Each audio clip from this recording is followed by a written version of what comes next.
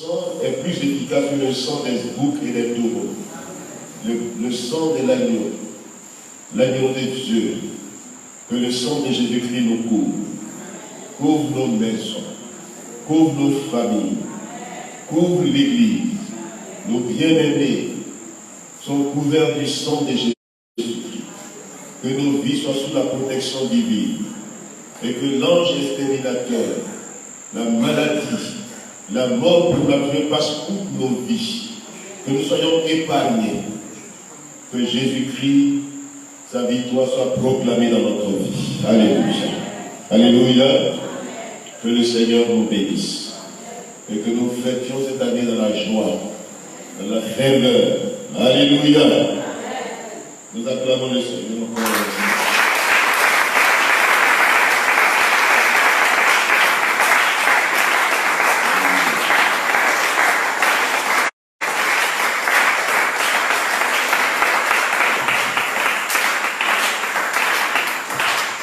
Alléluia. Vous vous approchez devant pour que nous soyons ensemble pour écouter la parole de Dieu. Donc notre étude biblique ce soir, ce sera la suite de ce qu'on a vu le mardi passé dans Apocalypse chapitre 13.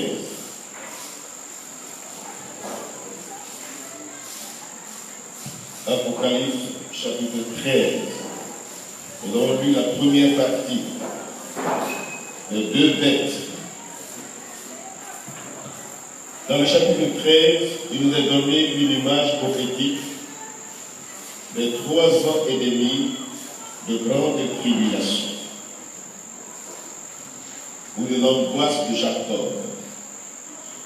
Et il est question de 2 bêtes, 2 instruments que Satan va utiliser. Mais on dit que la première bête qui monte de la mer n'est pas seulement un symbole du dominateur universel à venir, mais aussi d'un empire à venir. La bête désigne à la fois le grand empire mondial et celui qui sera à sa tête. Donc, dans l'Antiquité, les royaumes qui ont dominé le monde alors, quand on parle de l'empire babylonien, celui qui incarnait cet empire babylonien, c'était Nebuchadnezzar. En même temps qu'on parle de Babylone, on parle de la grandeur de Nebuchadnezzar, le roi de Babylone. Donc, quand nous parlons ici de la première bête,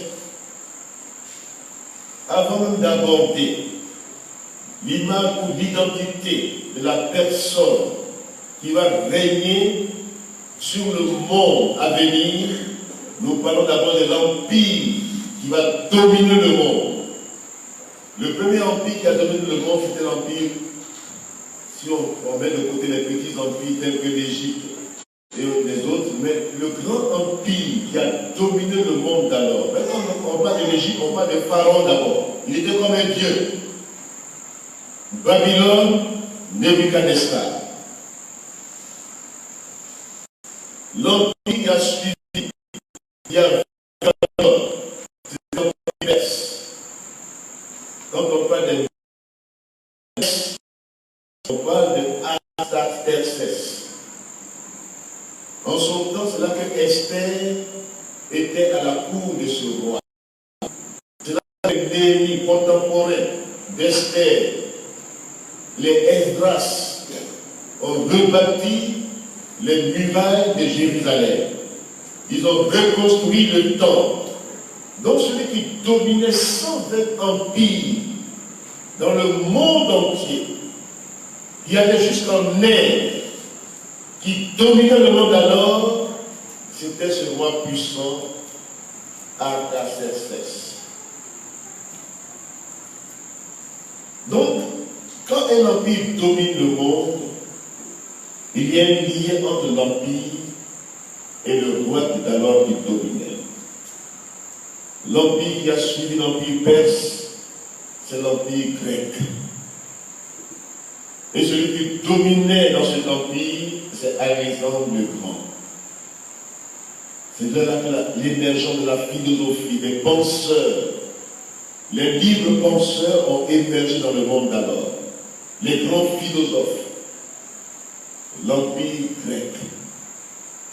Et le dernier empire sous lequel Jésus est né, sous lequel les apôtres ont servi, c'est l'empire romain, avec Pilate, avec les autres empereurs, Titus et les autres. Donc la première bête, quand on parle de la première bête, c'est d'abord un système, un royaume, un empire. L'empire, le dernier dont la tête a été blessée à mort, c'est l'empire romain, qui va renaître de ses cendres. L'empire romain, ça va étonner le monde. Et les gens vont voir que cette bête renaît de ses cendres. L'empire romain d'Orient, avec le Japon, la Chine, la Corée du Nord, la Corée du Sud, l'URSS va aussi appuyer cet empire. Et puis l'empire romain d'Occident, avec la France à la tête, l'Allemagne et toute l'Union européenne. Et c'est dans cet empire-là que va venir le grand dictateur mondial. Amen. Donc si vous avez suivi le premier enseignement sur la bête, je résume: la bête qui monte de la mer, dans Apocalypse 13, verset 1, désigne donc aussi un royaume. Un royaume.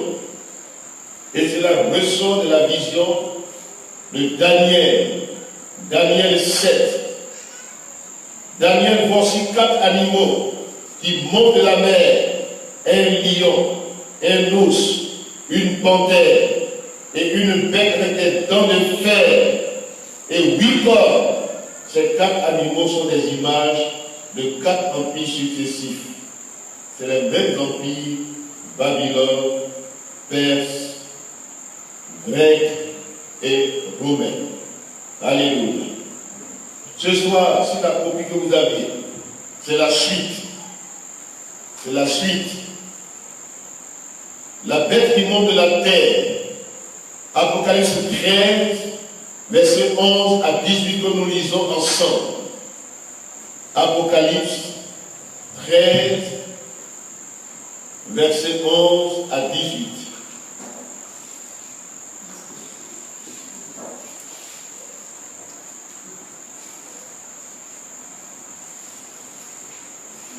Puis je vis monter de la terre une bête, une autre bête, qui avait 2 corps, semblables à celle d'un agneau, et qui parlait comme un dragon. La première bête en sa présence, sinon elle exerçait toute l'autorité de la première bête en sa présence, et elle obligeait la terre et ses habitants à adorer la première bête dont la blessure mortelle avait été guérie. Elle opérait de grands prodiges jusqu'à faire descendre du feu du ciel sur la terre à la vue des hommes, et elle séduisait les habitants de la terre par des prodiges. Il lui fut donné d'opérer en présence de la bête, disant aux habitants de la terre de faire une image de la bête qui avait été blessée par l'épée et qui vivait. Et il lui fut donné d'animer l'image de la bête, afin que l'image de la bête parle et qu'elle fasse que tous ceux qui n'adoreraient pas la bête ou son image soient tués. Et elle fit que tous, petits et grands, riches et pauvres, libres et esclaves, reçoivent une marque sur leur main droite ou sur leur front, et que personne ne puisse acheter ni vendre sans avoir la marque, le nom de la bête ou la marque ou le nom de son nom. C'est ici la sagesse, que celui qui a de l'intelligence calcule le nombre de la bête, car c'est un nombre d'hommes, et son nombre est 666. Donc, Dieu nous permet de calculer le nombre de la bête. Et c'est un nombre d'hommes, 666. Que Dieu bénisse sa parole. La bête qui monte de la terre, Apocalypse 13, 11 à 18. La seconde bête, elle monte de la terre. Alors que, pour nous, la terre signifie la société stable. La mer, c'est la société désordonnée. Or, ici, la terre, c'est le symbole d'une société stable, ordonnée par des lois. D'autres considèrent que cette expression souligne que la nature de la bête et sa sagesse sont terrestres et non célestes. D'autres prennent le mot terre dans le sens de la terre prophétique, c'est-à-dire la Palestine, ce qui indiquerait que la personne, que la bête représenterait un juif venant de la Palestine. La deuxième bête a deux cornes, semblables à celles de l'agneau, mais parle comme un dragon. L'agneau et le dragon sont symboles de Christ d'une part et du diable d'autre part. Cette description symbolique exprime donc que bien que cet homme désigné par la deuxième bête présente une certaine ressemblance avec le Christ dans son essence, en réalité, il est satanique.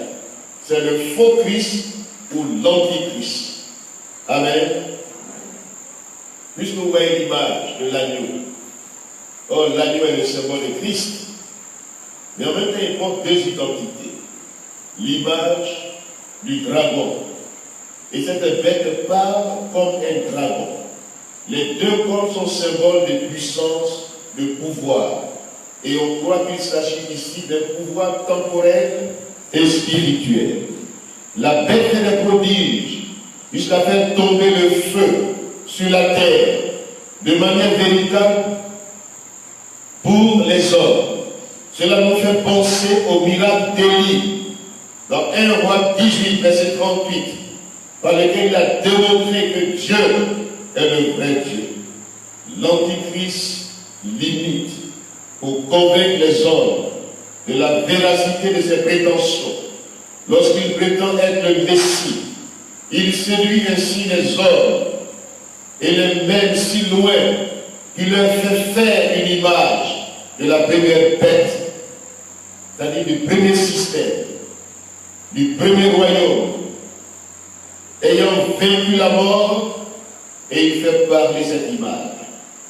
Il reçoit le pouvoir d'animer l'image de la première bête, non de la rendre vivante, mais de lui donner une apparence de vie. Il le donne aux hommes d'adorer l'image de la bête et fait que tous ceux qui refusent de le faire meurent. Il travaille donc en étroite relation avec la première bête. La bête de la mer s'appelle la première bête, ou la bête, tandis que la seconde bête est toujours appelée ailleurs dans l'Apocalypse, le faux prophète. Lisons cela dans Apocalypse 16, verset 13, Apocalypse 19, verset 20, Apocalypse 20, verset 10, Apocalypse 16, verset 13. Je vis sortir de la gueule du dragon, de la gueule de la bête et de la bouche du faux prophète, trois esprits impurs, semblables à des grenouilles. Amen. Donc nous voyons là la trinité diabolique. Nous voyons là la trinité satanique. Nous développerons cela tout à l'heure. Mais voyez, en lisant Apocalypse 19, verset 20, la même expression réapparaît. Apocalypse 19, Verset 20. Et la bête fut prise, et avec elle le faux prophète, qui avait fait devant elle des prodiges par lesquels il avait séduit ceux qui avaient pris la marque de la bête et adoré son image. Ils furent tous les deux jetés vivants dans l'étang ardent des feux et des souffles. Apocalypse 20, verset 10. La même expression réapparaît. Et le diable qui les séduisait fut jeté dans l'étang de feu et de souffle, où sont la bête et le faux prophète. Amen. Donc voyons là, plusieurs ont pensé que la première bête est l'Antichrist. Il y a plusieurs traits chez la première bête qui montrent une ressemblance avec Christ. Elle est envoyée par le dragon, comme Christ est envoyé par Dieu. Sa blessure mortelle est guérie, de sorte qu'elle redevient vivante. Cela correspond à la mort et à la résurrection de Christ.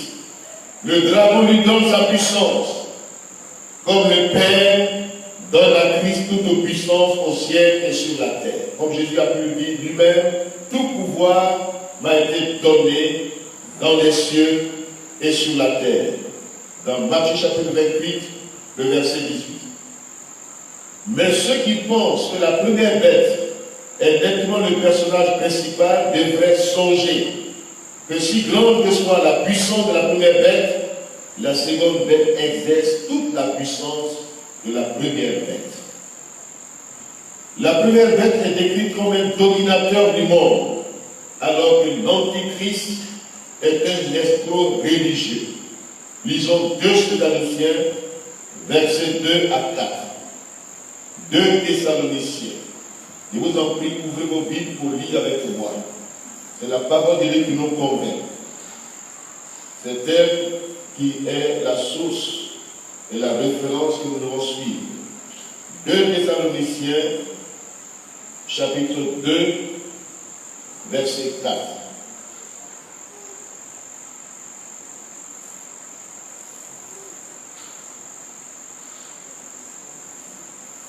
D'abord, verset 3, que personne ne vous séduise d'aucune manière, car il faut que l'apostasie soit arrivée auparavant, et qu'on ait vu paraître l'homme impie, le fils de la perdition, l'adversaire qui s'élève au-dessus de tout ce qu'on appelle Dieu, ou de ce qu'on adore.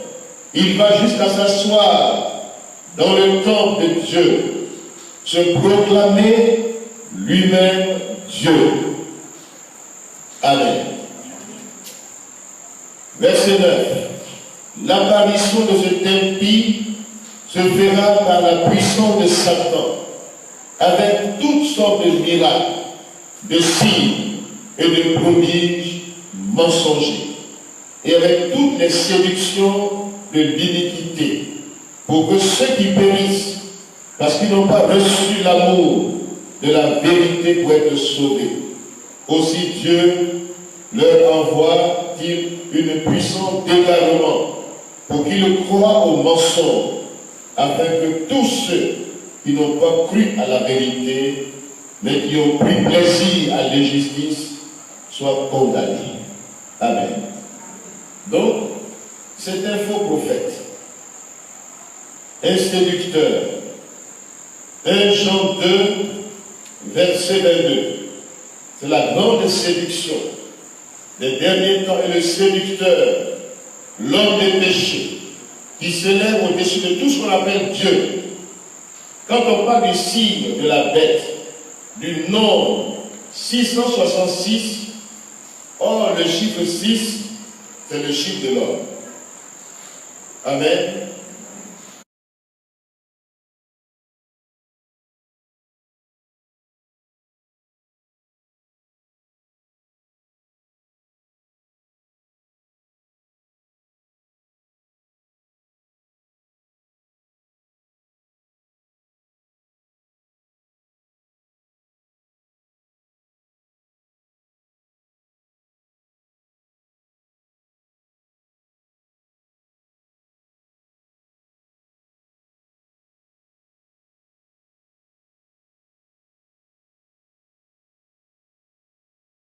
de bêtes. La première bête est à l'image de celui que Satan envoie comme dominateur. Mais le faux prophète est le symbole de la puissance du Saint-Esprit. Donc ici, nous voyons un homme, un escroc religieux, un faux prophète, un séducteur. La triunité, d'abord diabolique, et la triunité humaine, associée. 666. 3 fois 6. L'homme qui prétend être Dieu. 6. 3 fois. C'est la déification de l'homme. L'esprit séducteur, le faux prophète. Nous lisons cela dans 1 Jean, chapitre 2, verset 22. Et 2 Jean 7. Lisons ensemble. 1 Jean, chapitre 2, le verset 22. Il faut aussi ajouter 1 Jean 4. Verset 1 à 4. 1 Jean 2, verset 22. Qui est menteur, sinon celui qui nie que Jésus est le Christ? Celui-là est l'antéchrist, qui nie le Père et le Fils. Verset 23. Quiconque nie le Fils n'a pas non plus le Père. Quiconque se déclare publiquement pour le Fils a aussi le Père. Amen. 2 Jean 7. 2 Jean 7. Car plusieurs séducteurs sont entrés dans le monde et ne déclarent pas publiquement que Jésus-Christ est venu en chair. Celui qui est tel, c'est le séducteur et l'antéchrist. Prenez garde à vous-même, afin que vous ne vous perdiez pas, ou que vous ne preniez pas le fruit de votre travail, mais que vous recevez une pleine récompense. Quiconque va plus loin et ne demeure pas dans la doctrine du Christ n'a point Dieu. Celui qui demeure dans cette doctrine a le Père et le Fils. Alléluia. Si quelqu'un vient à vous et n'apporte pas cette doctrine, ne le recevez pas dans votre maison. Et ne lui dites pas salut. Car celui qui lui dit salut participe à ses mauvaises actions, à ses mauvaises œuvres. 1 Jean 4. Le même Jean qui a écrit l'Apocalypse. C'est son début que nous lisons. Bien-aimés, n'ajoutez pas foi à tout esprit, mais éprouvez les esprits pour savoir s'ils sont de Dieu. Car plusieurs faux prophètes sont venus dans le monde. Reconnaissez à ceci l'Esprit de Dieu. Tout esprit qui se déclare publiquement pour Jésus-Christ, venu en chair, est de Dieu. Et tout esprit qui ne se déclare pas publiquement pour Jésus n'est pas de Dieu. C'est celui de l'Antéchrist. Donc vous avez appris la venue et qui maintenant est déjà dans le monde. Vous, petits enfants, vous êtes de Dieu et vous les avez vaincus. Alléluia. Alléluia. Vous, petits enfants, vous êtes de Dieu et vous les avez vaincus. Je disais la dernière fois que l'Antéchrist, c'est celui qui vient avant le Christ. Il vient avant la venue du Christ. Les faux prophètes qui pullulent aujourd'hui. Les faux ministères qui se proclament de Dieu et qui ont une doctrine erronée. Et aujourd'hui, beaucoup les suivent. Beaucoup suivent les faux prophètes. Et Jésus a dit, prenez garde Dans Matthieu chapitre 24, prenez garde que personne ne vous séduise, car beaucoup viendront sous mon nom disant, c'est moi qui suis le Christ. Aujourd'hui, Jésus-Christ est remplacé dans l'évangile. Il y a des gens qui se proclament étant tellement puissants, opérant des miracles, des prodiges, et les gens les suivent. Ils remplacent Christ. Ils parlent et ils ont une autorité. Ils font des miracles mensongers, des miracles pour séduire le plus grand nombre. Et ce qu'ils séduisent souvent, c'est les gens qui n'aiment pas la vérité de l'évangile, qui aiment le mensonge, qui aiment la facilité, les signes, les prodiges, les miracles mensongers. Et Satan, il connaît l'homme, il sait ce qui peut attirer les hommes. C'est l'apparence, c'est l'ambiance, c'est les choses fabriquées, les miracles fabriqués. Viens, tu seras béni. Viens, tes affaires vont marcher. Viens, ceux qui bloquent ta vie seront tués, vont quitter ton chemin. Viens, tu vas vaincre les sorciers. Tu vas prier en sorte que les sorciers meurent. C'est des doctrines qui ne viennent pas de la parole de Dieu. Et aujourd'hui, beaucoup aiment ce genre de prédication. Là où on va leur dire, vous n'êtes pas responsable de ce qui vous arrive. Votre responsabilité est écartée. C'est le sorcier qui est contre toi, dans ton village. Viens, nous allons prier pour toi, pour que les sorciers meurent, pour que ta vie soit libérée. Leur évangile tue les hommes, tue les sorciers. Jésus-Christ n'est pas un tueur d'hommes. Jésus-Christ est le sauveur. Alléluia. Cet évangile s'écarte de la croix du Christ. Cet évangile qui seulement veut vous faire dépendre de ces super hommes qui détiennent la puissance, soit pour vous délivrer, pour tuer ceux qui sont contre vous. Ce n'est pas l'évangile de Jésus. C'est miracle, même s'il y a des miracles même, c'est des miracles mensongers. Quand quelqu'un prend la place de Dieu, c'est la déification de l'homme. Quand un homme pense qu'il est puissant pour te protéger, pour vaincre tes ennemis, pour que tu dépendes de lui, ce n'est pas l'évangile.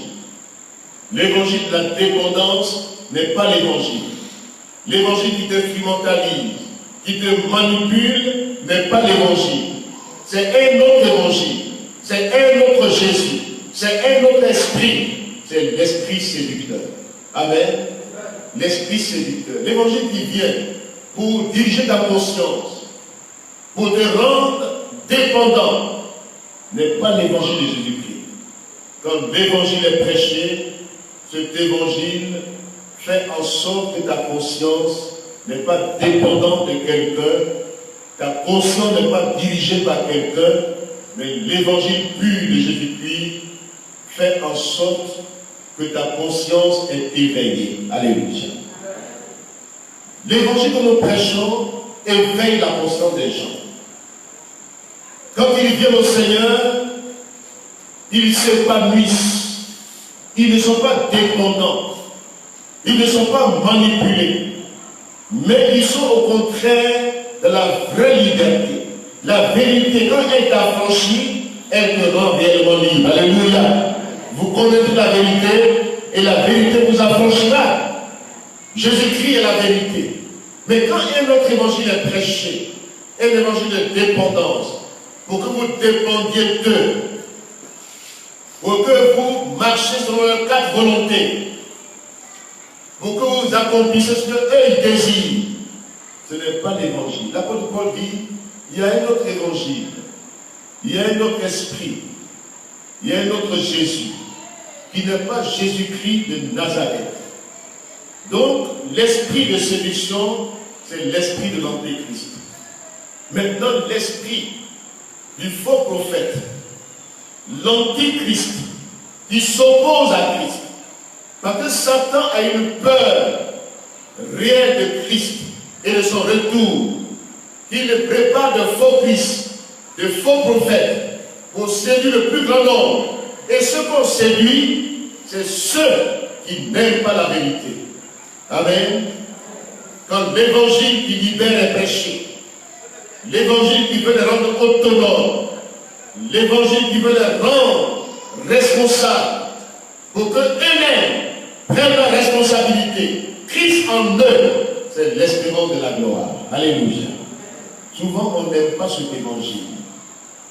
Cet évangile, il vient. Tu étais esclave du péché. Jésus-Christ vient pour te délivrer de la puissance du péché, de la peur. Jésus-Christ vient pour t'affranchir, pour te rendre libre.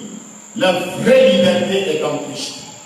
Mais ces gens de prédicateurs aujourd'hui, quand ils prêchent, leur évangile est comme coupé, décalé. C'est-à-dire, vis comme tu veux. La grâce. Tu peux pécher. Peu importe. Dieu, c'est la grâce. Tu peux faire ce que tu veux. Une fois que tu es touché par la grâce de Dieu, tu peux te permettre tout ce que tu veux. L'essentiel, c'est que tu deviens un oint du Seigneur. Ne touchez pas à mes oints. Voici le langage. Ne touchez pas à mes oints. Dieu dit ne jugez personne. Voici le langage. Je n'ai pas affaire aux hommes, j'ai affaire à Dieu. Voici le langage. Peu importe ce que les hommes disent, mais moi, c'est Dieu qui me jugera. Mais sur la terre, déjà, il faut que tes actes soient jugés. Mais si tu dis, de toute façon, il y a une option sur ma vie. Je perds des miracles. Je suis béni. Tu ne me vois pas? Mon église est climatisée. Je suis béni. Tu vois la différence? Ma voiture est garée là. Dieu me bénit. C'est les signes que Dieu est de moi. J'aimerais vous dire, la bénédiction terrestre n'est pas l'approbation ou bien n'est pas le signe que Dieu t'approuve. Amen.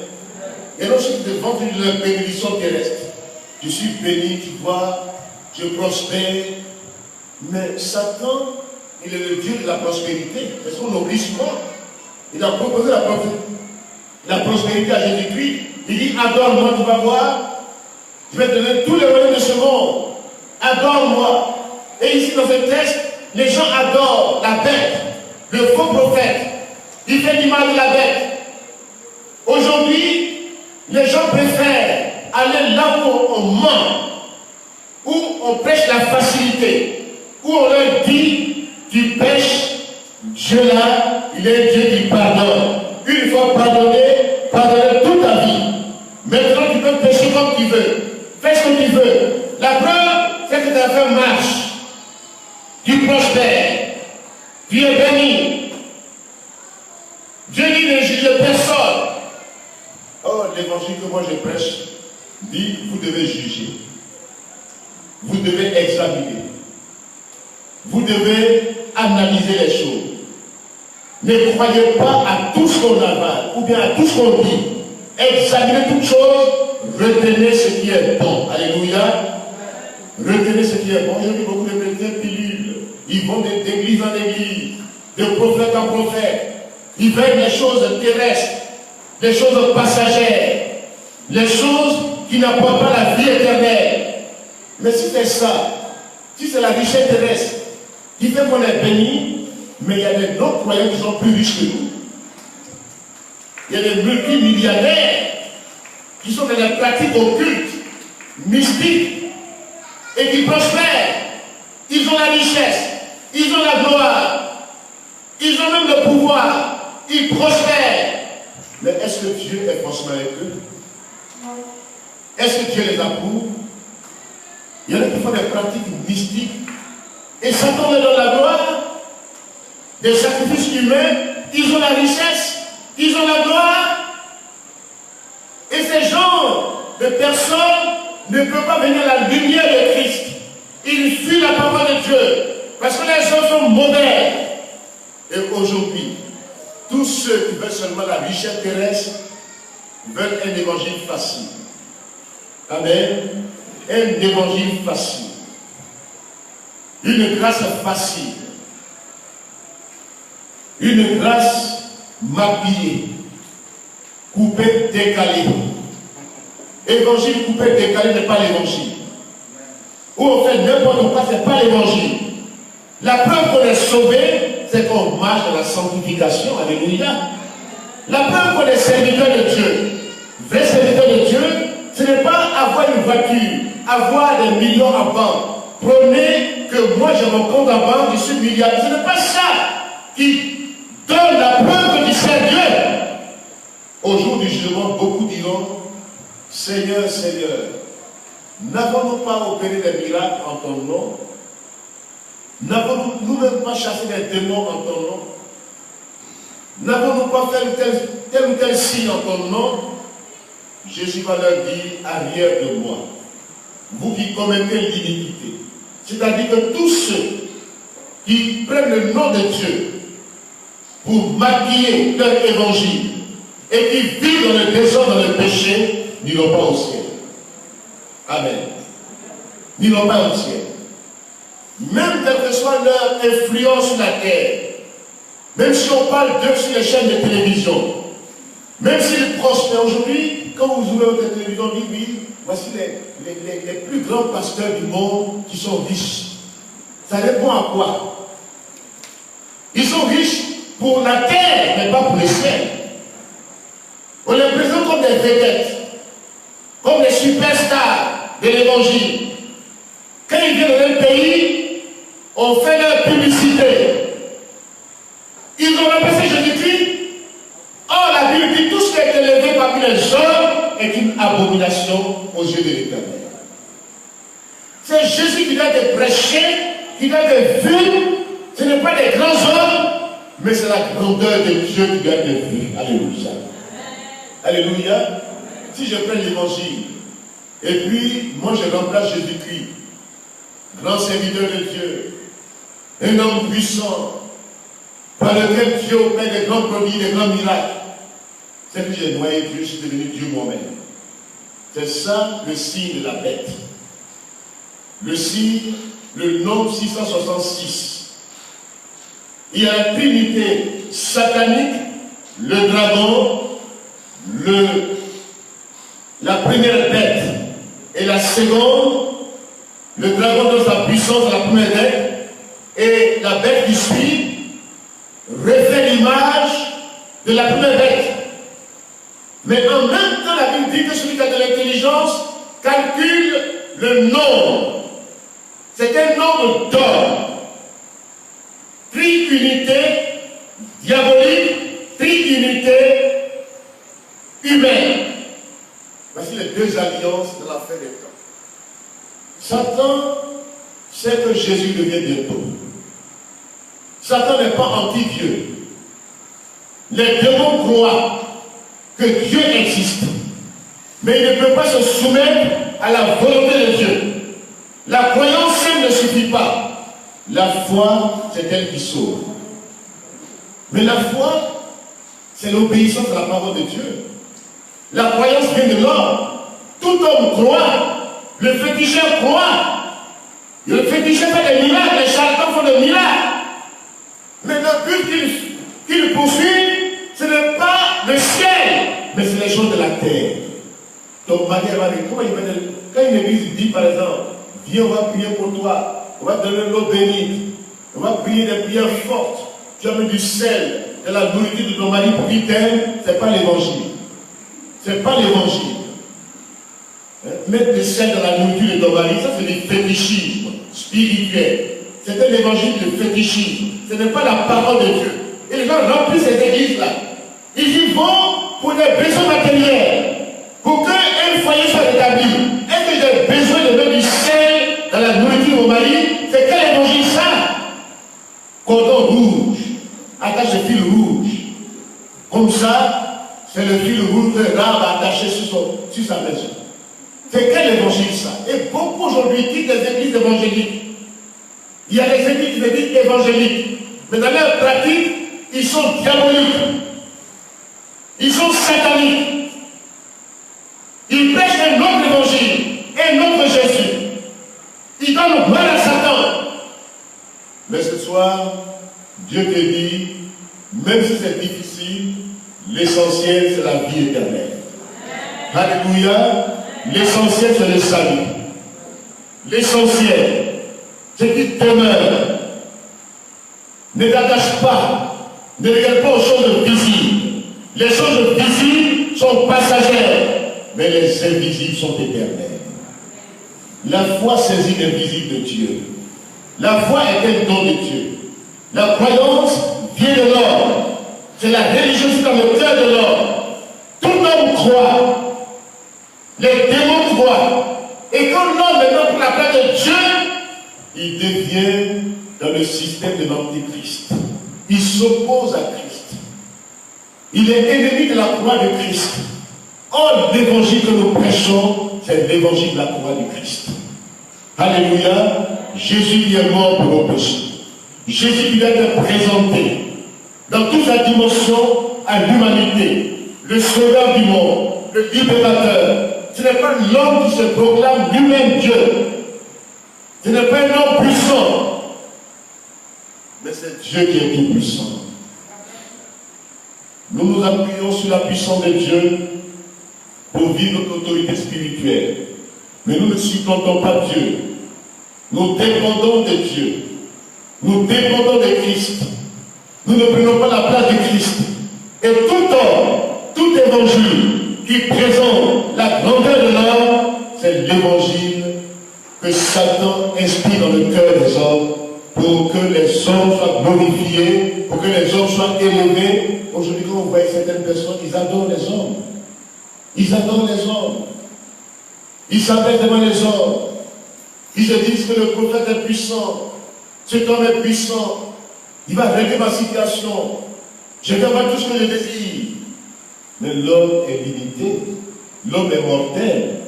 Mais le Dieu que nous adorons est le Dieu tout-puissant. Alléluia. Dieu veut que tu sois autonome dans ta foi. Dieu veut que tu t'épanouisses dans ta maison. Il veut que tu grandisses de manière saine. Dieu veut que toi-même, la puissance de Dieu t'habite. Dieu, quand il ordonne que tu sois puissant, ce n'est pas pour le supplanter. Mais Dieu veut que la puissance du Saint-Esprit t'habite. Alléluia. Et que tu aies la victoire sur le péché, sur les démons. Ce n'est pas une puissance pour ta propre gloire dans ce monde. Dieu veut que tout enfant de Dieu soit habité de sa puissance. Alléluia. La puissance de Dieu, la puissance du Saint-Esprit qui te donne la vie.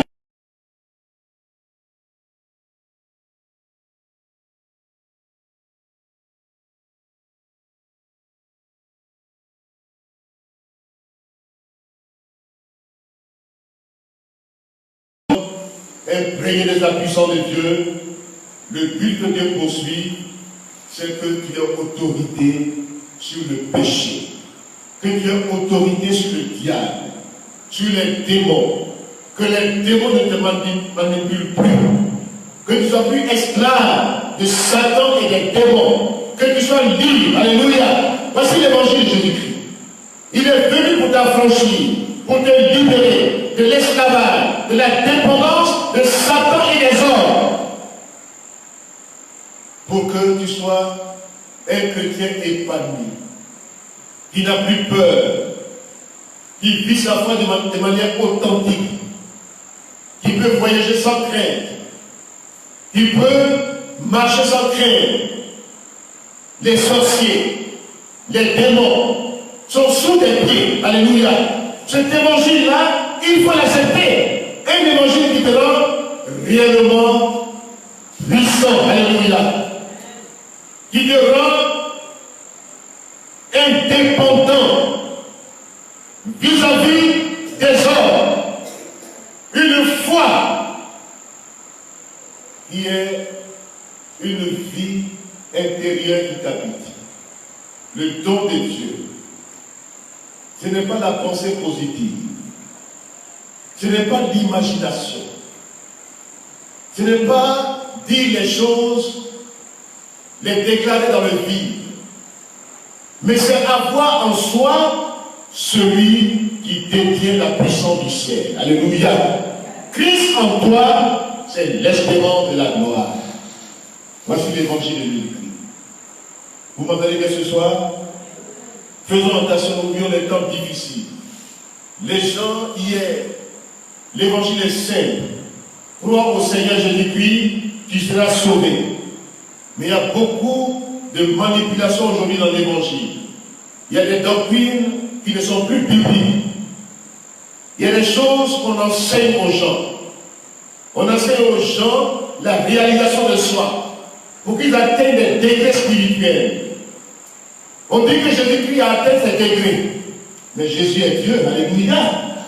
Il n'est pas venu dans ce monde-là pour atteindre des degrés spirituels. Jésus est Dieu. Il n'est pas devenu Dieu. Il est Dieu, alléluia. Je ne suis pas fils.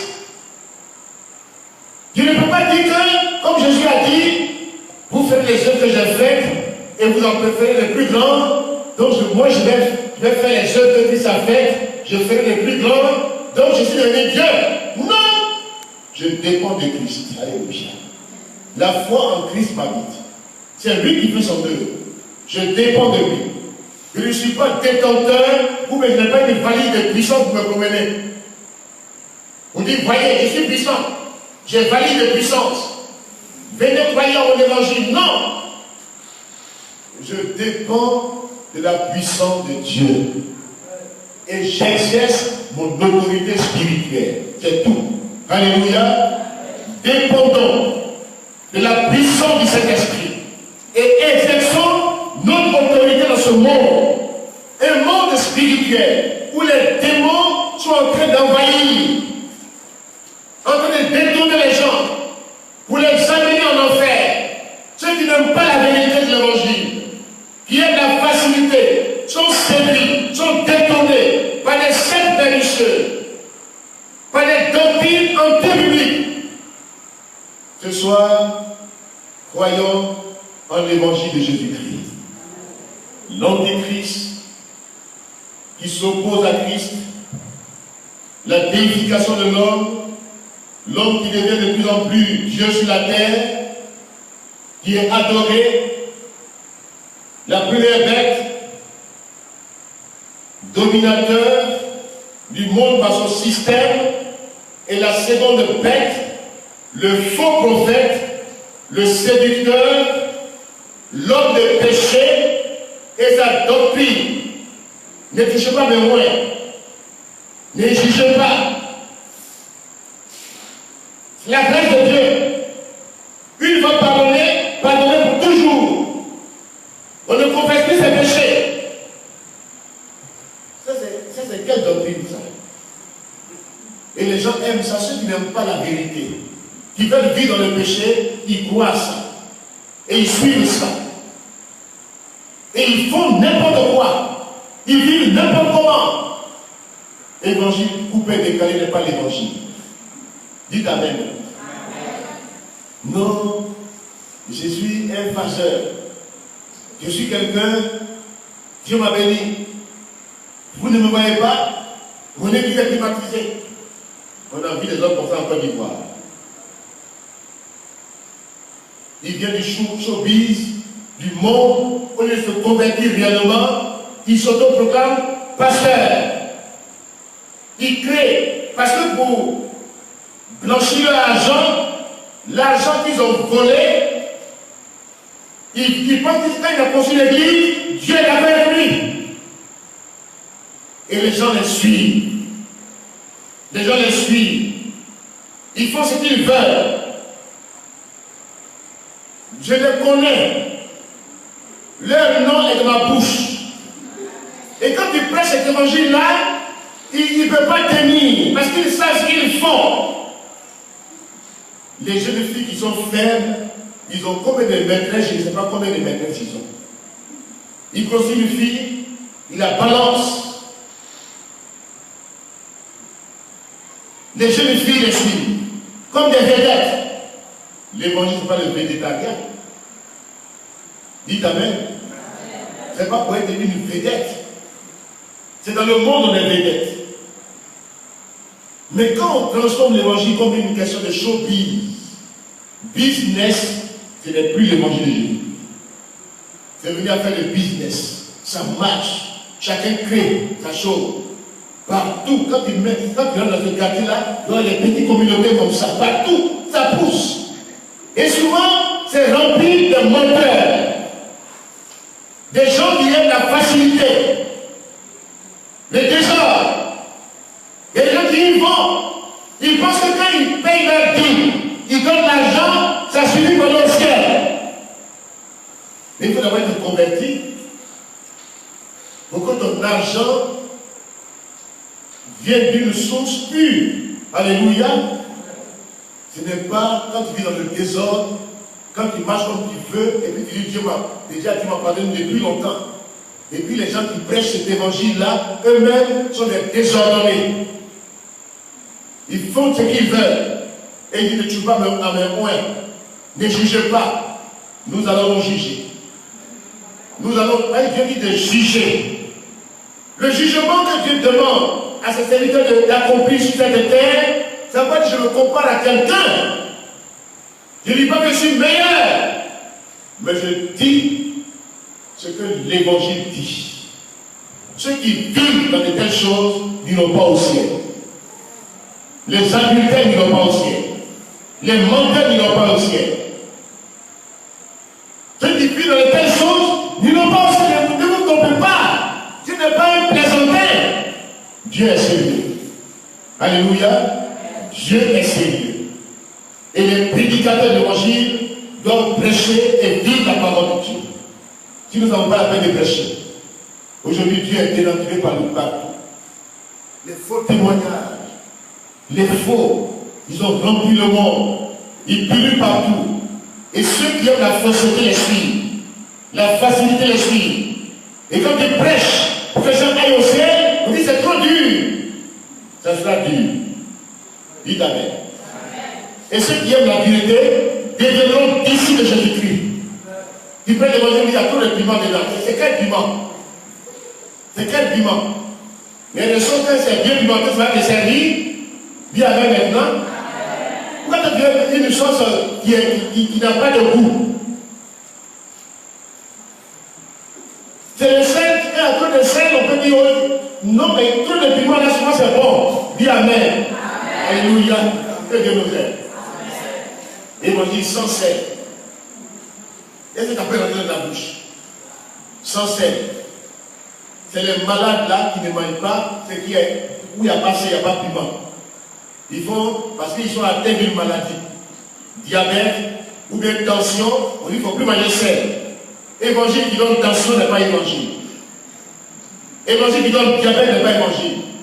Trop sucré, sans sel, sans piment, ce n'est pas évangile. Vous êtes le sel de la terre, la lumière du monde. Alléluia. Alléluia. Que Dieu nous aide. Donc, nous vivons les temps de grande séduction. L'homme des péchés apparaît. Ces prédicateurs des péchés apparaissent. L'évangile est dénaturé. Parce que le faux prophète, le séducteur, est là à la porte aujourd'hui. Et Dieu me dit, n'ajoutez pas foi à tout esprit. Car plusieurs faux prophètes sont entrés dans ce monde. La première bête ne semble pas non plus donner de l'importance au fait qu'on l'adore. Alors que pour la seconde bête, c'est une grande importance. La première bête, là, les gens l'adorent de manière spontanée. Ce n'est pas elle qui demande aux gens de l'adorer. L'adoration des hommes vient du fait que ce système-là renaît, ressuscite. L'Empire mondial, avec son système. Donc quand les gens voient ça, un monde qui a la recherche de la paix. Et quand on voit que les gens parlent de paix, de sérénité, je disais le mardi passé, il y a eu une conférence à Paris, un forum de la paix. Et les gens ne lisent pas les prophéties. Comment la France, qui est à la base de tout ce qui est négatif dans le monde, peut organiser un forum de paix? C'est pas un système qui s'installe. Comment les gens qui légalisent l'homosexualité et qui traitent les autres de traditionnels, de conservateurs, quand ils prennent la vérité, c'est un conservateur. C'est un traditionnel. Il légalise l'avortement. Tout ce qui est contre nature, il légalise cela et c'est eux qui parlent de paix. C'est quelle paix? Ceux qui sèment la terreur dans le monde, qui fabriquent les armes pour qu'on tue les gens dans les nations, c'est eux qui parlent de paix. Quand le prince héritier saoudien, il a manipulé les gens dans ses jours pour qu'on tue ces journalistes qui dénonçaient leurs pratiques. Voyez comment on l'a tué? Ils l'ont découpé. Dans l'ambassade de l'Arabie Saoudite en Turquie, il est venu pour se marier, il rentre dans l'ambassade, on le kidnappe. Il y a un médecin, comment on appelle ça? Légistique, on le pique pour ne pas qu'il sente la douleur. Il crie, dans l'enregistrement a été, ils ont enregistré. Et on le découpe. On le met dans le plastique. Et on fait disparaître son corps. Mais regardez ce qu'ils ont dit. On dit non, il n'y a pas de preuve.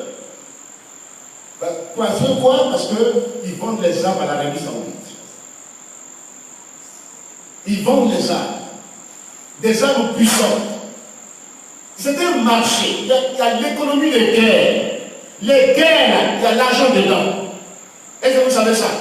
Quand il y a une guerre, une nation, tous les pyromanes, les vautours, les oiseaux de malheur se rassemblent.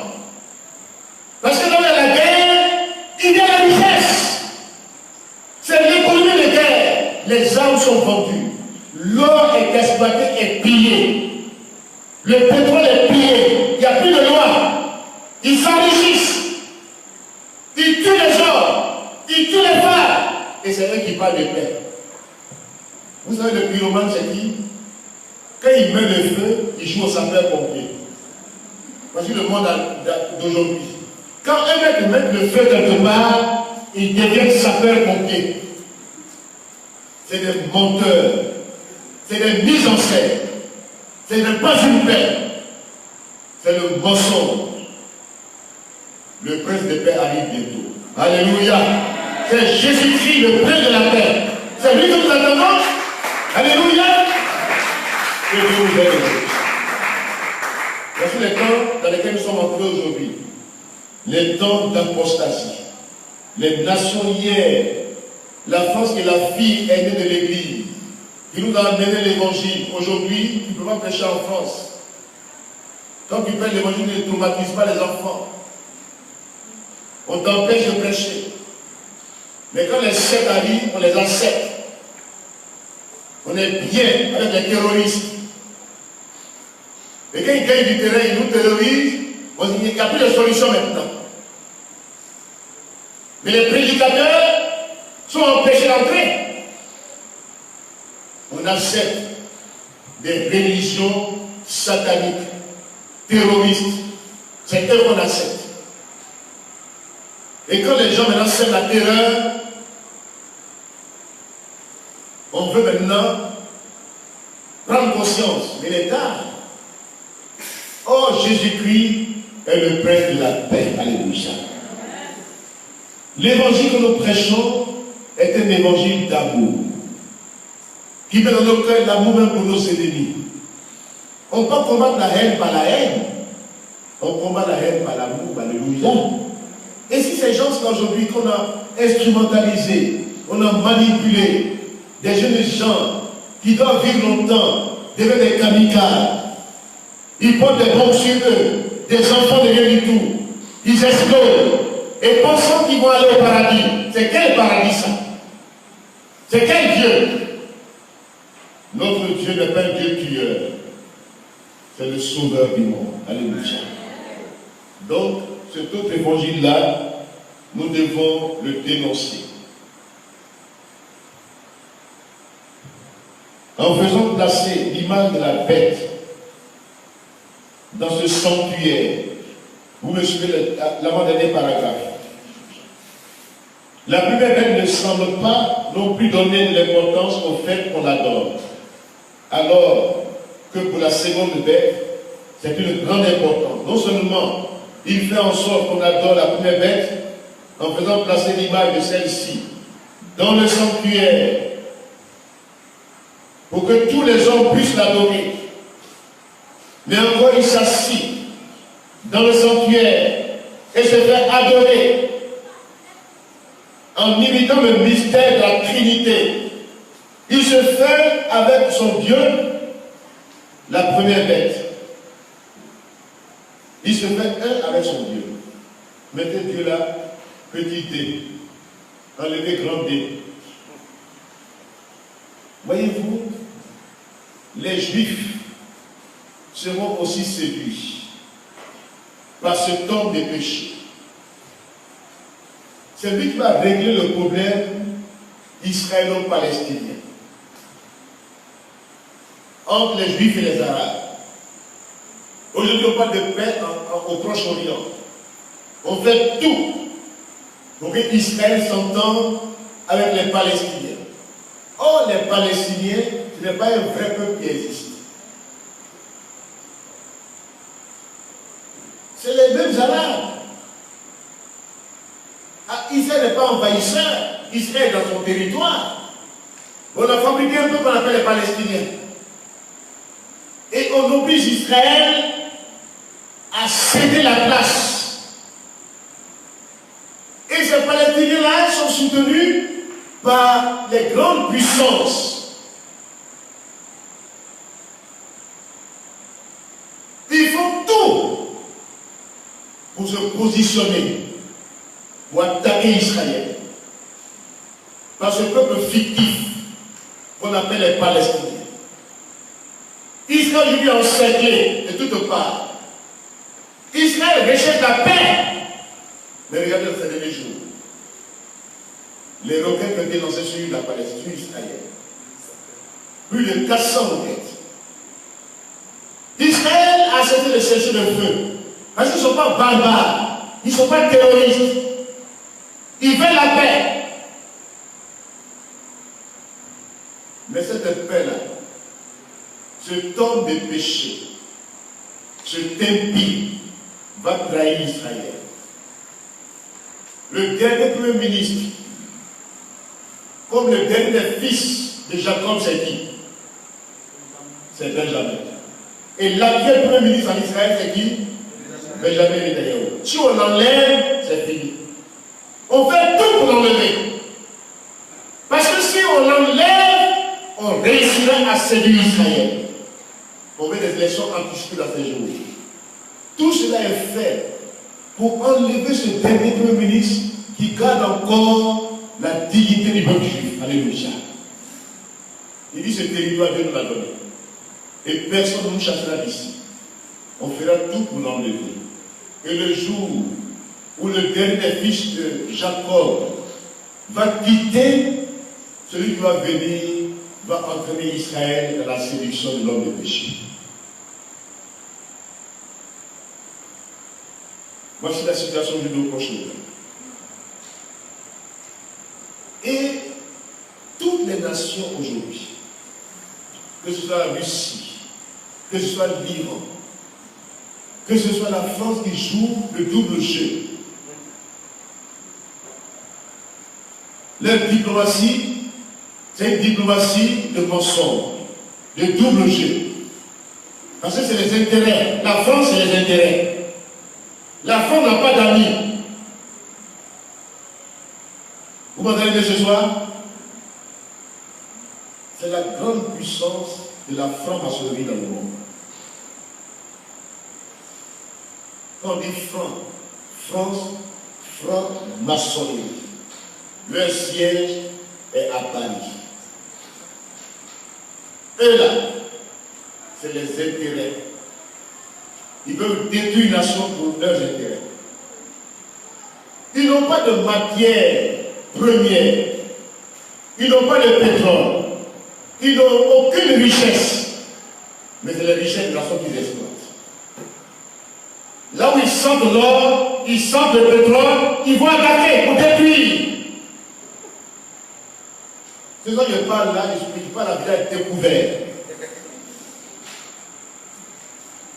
sommes à la fin des temps, les puissances qui vont se lever contre Israël, ces puissances-là, c'est l'Empire romain qui va régner de ses cendres. Cette bête qui est morte, qui va ressusciter, qui sera vue dans le monde entier. L'Angleterre a fait le verset 6.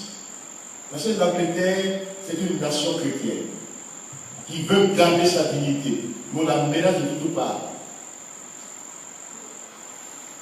Pour qu'elle revienne dans l'Union européenne. Que Dieu nous aide ce soir. Voici le monde aujourd'hui qui est aujourd'hui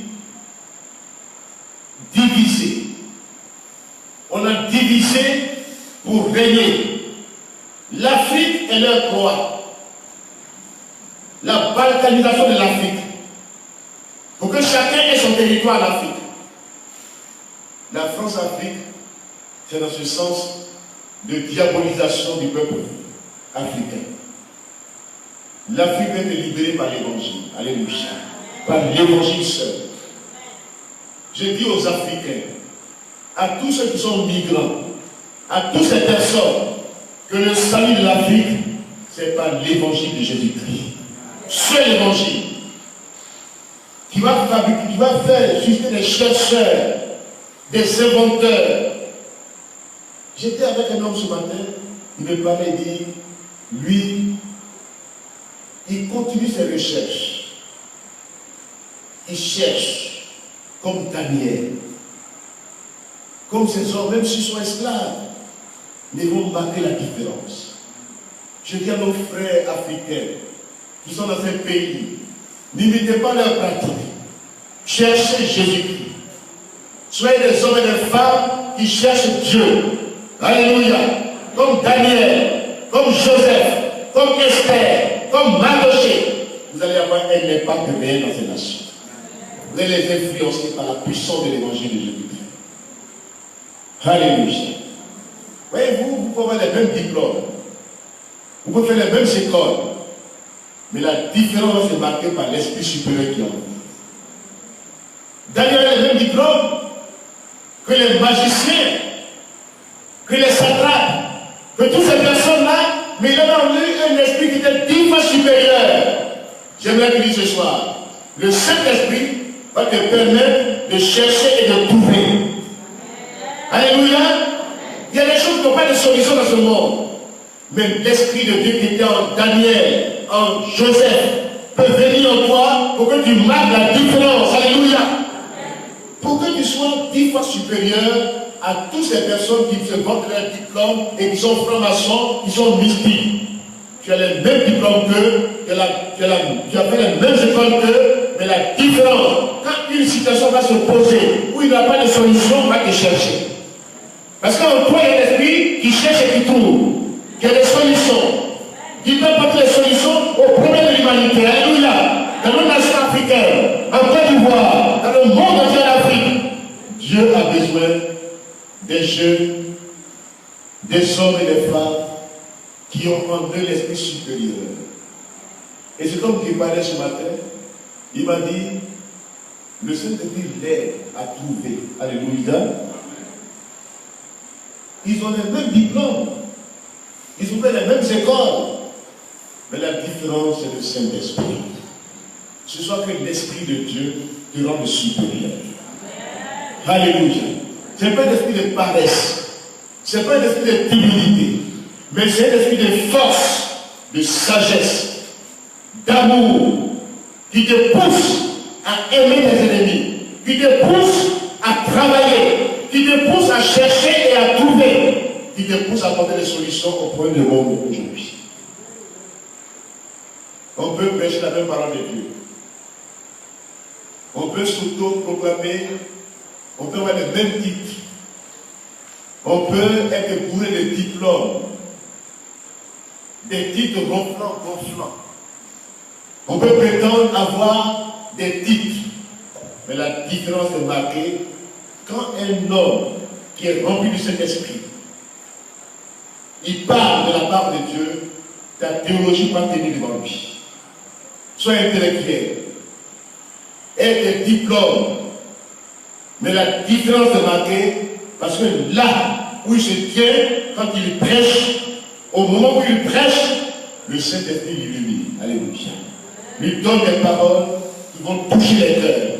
Et ça, ma prière, c'est que ces paroles touchent mon cœur.